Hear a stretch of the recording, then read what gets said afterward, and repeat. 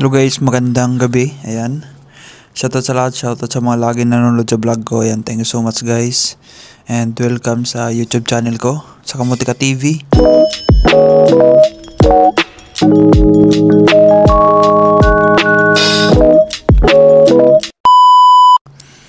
And sa mga question about sa Macau, about sa trabaho, ayan, comment lang kayo guys, and then pwede nyo ako i-follow sa, ayan, sa FB page ko, and then pwede nyo ako message dun pag may mga hindi kayo, duda kayo sa mga nangyayari dito sa Macau, or pupunta ng Macau ng magandang advice, and pwede nyo ko tanungin dun, and magre-reply tayo guys pag hindi tayo busy. Ayan, thank you so much guys sa support, and ayan, shoutout sa mga dirigma dito sa Macau.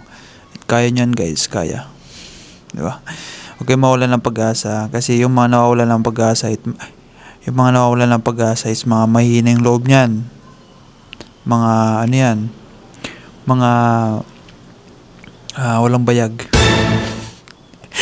Sa mga lalaki lang and kaya nyan guys, lahat naman tayo nagdaan dyan, kaya ako nakapagsabi sa inyo ng mga advice, kasi dyan ako galing sa inyo.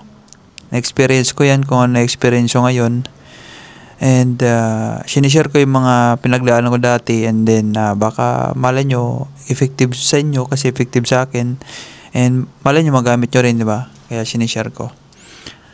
And ang dami ko na experience dito guys sa Macau, about sa trabaho, about sa pag-apply, sa paghanap ng trabaho, about sa kalakaran dito, dahil sa, yun nga, medyo matagal na rin tayo dito. Hindi naman sa nagmamayabang tayo na matagal na rin, diba? At least ganun katagal is may mga natutunan tayo, and nasi-share natin sa mga bago dito sa Macau na walang kalam-alam. Yun ang maganda guys, na nagsi-share tayo. At least yung mga, meron din naman pa rin naluloko, pero hindi katulad dati na marami. Unlike ngayon na kukunti na lang sila yung mga naloloko nila, diba? Yung mga hindi pa nag-subscribe sa YouTube channel ko, and then hindi pa nila alam yung channel ko, kaya ganun. Yan guys, i-share nyo yung mga content ko, and then for awareness, hindi sa dumami yung views ko, is para sa maging aware yung dito sa Macau, yung mga pupunta dito at sa mga nandito na rin, mga naghahanap. And guys, thank you so much guys. And gusto ko lang mabigay ng reaction for today's video about sa mga nangyayari dito sa Macau. And maraming nagpo-post na dyan sa Bahay Kubo. Ayan guys, yung Bahay Kubo dito sa Macau is isang group dito sa Macau, na dyan lahat pinopost yung mga kung anong mga ibibinta, trabaho, part-time, dyan na lahat yan guys. Bahay Kubo Macau group, yan. Search nyo sa sa Facebook, ayan, malalabas yan. Dito lang yan sa Macau group. Ayan, mga nagpo-post yan dito sa Macau is makikita nyo. I-add nyo yung mga page na yan. At guys, hindi ko ina-advise na lahat ng nandun is totoo. Diba? Karamihan dyan is fake news. Kaya magpapaniwala dyan. Especially pagdating sa trabaho, nagpo-post ng trabaho, mga agency daw. Ayan guys, huwag kayong papaniwala dyan. Kasi yung mga nagpo-post talaga dyan is mga lang yan. Tatrabaho din sa Macau na gusto makaisa, gusto gusto magkapera, di ba? Kayo naman pipirahan kayo na wala din naman kayong pera, di ba? Saan galing yung kukunin nila sa inyo kundi doon sa mga kamag-anak nyo, kaibigan, kapatid, di ba? Diyan din sa mga may trabaho na rin dito. Kawawa naman. Diba? Tapos iskamin lang. Ayan guys, yung nangyari dito is yung mga line-up na yan. Uso na yan dito guys, line-up. Especially sa mga naghanap dito ng trabaho sa Macau, na wala talagang tamad talaga maghanap ng trabaho. Yung gusto nila is susubo na lang sa kanilang trabaho. Gusto nila yung wala na silang gagawin, mag-aantay na lang. Di nila alam is yan, hindi maganda yan. Kasi nga guys, kung bakit sinabi hindi maganda, kasi nga ang daming option dyan, ang daming possible na mangyari sa'yo pag ganyan ka. Umaasa ka lang sa agent, hindi mo alam yung agent, malay mo scammer pala yun, di ba? May mga agent pa rin naman dito na goods naman, 'di ba? May mga, pero halos agent dito is 90% is mga scammer. Lalo na dyan sa Baykubo, mga nagpo-post. Alam nyo guys, yung mga nagpo-post dyan is walang, hindi totoo yan. Kasi kung iisipin, marami nagpapasa sa agency bakit magpo-post pa sila dyan sa group na yan, di ba? Doon na sila pipili. Mas marami nga doon di ba? Pero guys, nag-check ako dyan sa Baykubo minsan. Ang dami pa rin nagko-comment doon sa mga nagpo-post ng cleaner, kailangan ganito sahod 9,000, di ba?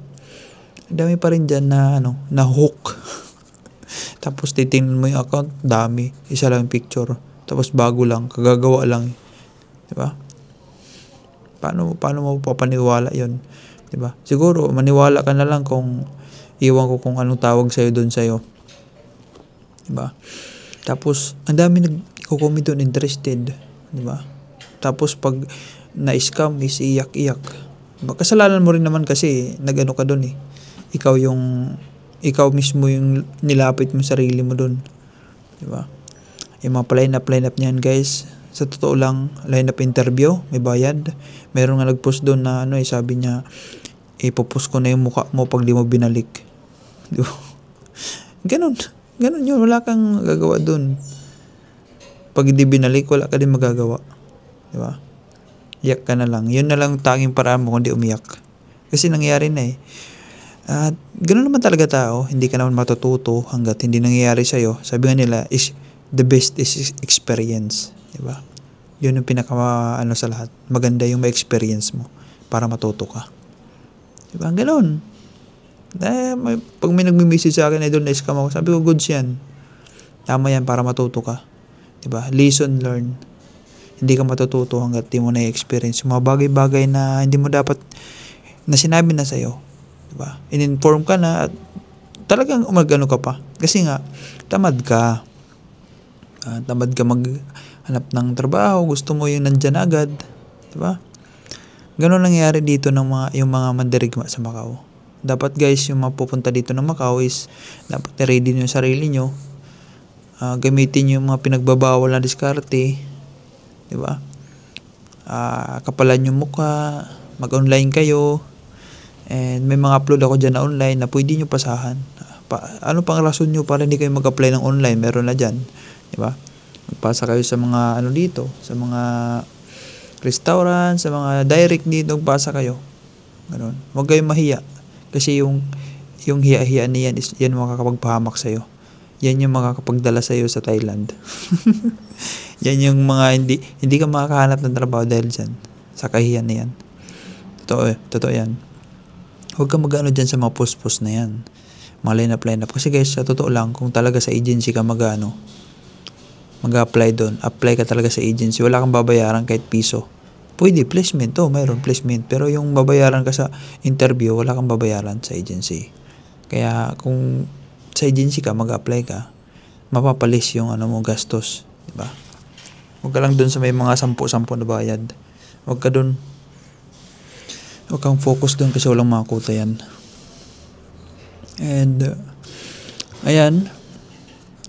Kasalanan mo rin yan kasi nag-comment ka dun, interested. Ma'am, nag-PM na ako pa. Ma'am, sir, nag-PM na ako pa reply.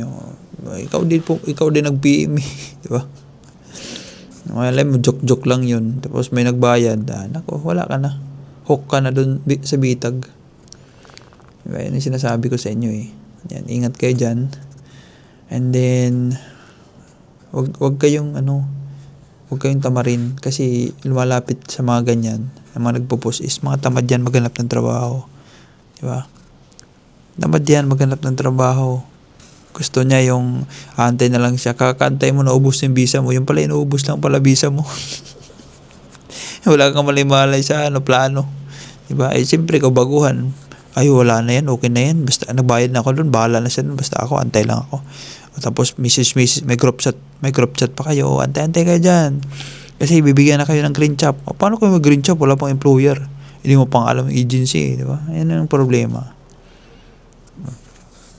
Yan ang lagi ko sa inyo nire-remind. Pero, wala. Na-hook pa rin kayo Tukso pa rin kayo. Ganun naman talaga Tukso talaga is the, pinakamahirap yung labanan. And dahil sa kagustuhan natin, di ko rin kayo masisi. Dahil sa kagustuhan nyo na maghanap ng trabaho is talagang gagawa kayo ng paraan para ma-scam, di ba? Pag sa ganyan guys, mag-apply kayo sa dumaan kayo sa legal, wag sa illegal. Di ba? Yan, mga illegal yan eh. Di ba? Pwede, pinagkakapirahan lang kayo ng mga yan. Line up, may bayad. Ay nako. Nalaki pa ng line up bayad. Tapos, ang babawasan pag binalik. Yung iba, di na naibalik. Di kasi nila kilala eh. Di ba? Ganon. Kaya guys, kayo, apply kayo doon mismo sa agency para wala kayong gastos. Interview guys dito sa mga agency ka pa, interview, walang bayad. Dito, kung dyan sa mga post na yan, magbabayad ka. Ikaw naman tong bayad ka kaagad. O, pa-priority ka. Sino ba dyan paubos na visa? Para ma-priority, yun unahin. O, siyempre ikaw, magbabayad ka kaagad kasi pa-priority ka. Yun pala, ikaw pa-priority may scam. Diba? Sa na yan guys, dyan sa mga agency, walang priority dyan. Pag nakita nila na yung experience mo is match dun sa hinahanap nila, is kukunin ka na agad nila. Interview, walang bayad. Diba? Yun yung sa agency. Hindi ka, kunti lang gastos mo dyan. Placement lang gastos mo. Unlike, at saka yung sa agency ka mag-apply, sureball, duro-diretso na yan. Pag tinawagan ka. Dyan sa mga post na yan, agent daw, kailangan ng urgent trabaho, ay nako, umasa dyan, uubusin lang visa mo. Pag naubos na, wala ka ng habol kasi malaturi ka talaga na mag-i-exit ka ng Thailand. Di ka pwede mag-stay dito nung matagal kasi ubos na visa mo eh. Di ba? Overstay ka na. Kaya mag-apply kayo araw-araw. Kasi tamad kayo eh. Aminin nyo't hindi talagang tamad kayo maghanap ng trabaho dito. Umuulan, malamig, wala, di kayo naalis, tulog lang kayo. Hindi yan yung kasipag. Masipag naman ako, naalis naman ako, wala yan. Ba't wala ka palang trabaho ngayon, di ba? Hindi yan yung masipag, matyaga, darasal. May trabaho ka dyan, 2 to 3 weeks. Huwag kayo guys, huwag nyo sayangin. Pagdating nyo pa lang dito, isagad nyo na yung nyo. I-grab nyo na yung opportunity. Huwag yung paubos na yung visa, tsaka kayo mag-grab. Diba? Tsaka kayo magsisipag pagpaubos na. Habang maaga pa, magsipag na kayo. Dapat habang paubos yung visa nyo, pasipag kayo ng pasipag. Hindi yung porkit paubos yung visa, patamad na. Nako po, delikids yan. Yan ang mahirap eh. Wala na daw pag-asa. Guys, hanggat may visa, may pag-asa. Basta nag-apply ha. Okay dyan sa mga post na yan. Delikado yan. Kakapahamak nyo yan. Yun lang guys. Sana may natutunan kayo sa vlog na to. And comment lang kayo sa may mga itatanong. Thanks so much guys and I love you all.